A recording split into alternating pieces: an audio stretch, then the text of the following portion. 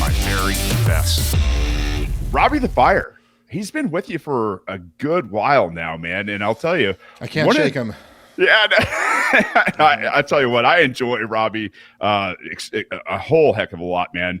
And to see his evolution too, was there any type of like off-screen talk between you guys where you just started passing him some books? Because at one point, Robbie would come in talking about chicks and sandwiches and all this other kind of stuff, and the next minute you're like, dude, he's quoting Rothbard and Mises, and he's got a really great understanding of economic theory and what's happening in the current cycle. Like it. Yeah, look, I don't take credit for. The only thing I take credit for is for recognizing it in him. Yeah. Like Robbie was. So I met Robbie. Man, this got to be. I think I met him in 2012, and we met at a comedy club.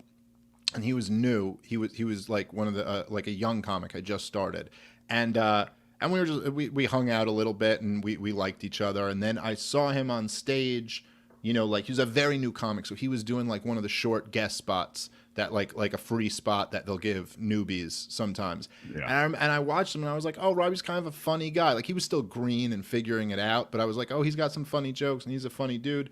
And so we just got along and we're friends. And then literally one day, this he comes in with... You can say whatever you want. Oh, man. can I? All right, I don't want to mess this up. So he comes in with David Stockman, The Great Deformation, which is like an amazing book, but not an easy read. Like right. That's a real serious read. And he goes, oh, hey, Dave. He goes, dude, you should check out this book. I think it's really good. And I go, I should check out this book.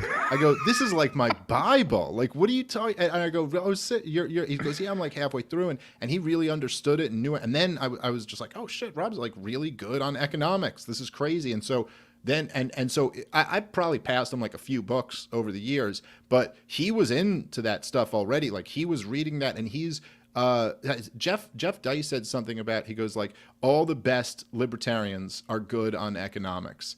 And it's not a surprise that the ones who aren't good on economics almost always end up being not great libertarians. And that's why I think Robbie's so solid on all this stuff. He's really, really solid on economics. And he's just a funny dude. And, so yeah, but I think he came in on the podcast. I think he's just gotten better and better at it over the years. Like he's just come into his own more. He's become a much better stand-up comic, and he's become a much better podcaster, just as like kind of that experience, like it's I think in just about anything, it takes 10 years to be really good at something, and then it takes probably 15 to 20 to be great at something most of the time. There's exceptions to that, but most of the time. And I think he's just kind of coming into his own in that way. But he's great, man. I really value him. I think he's a true asset.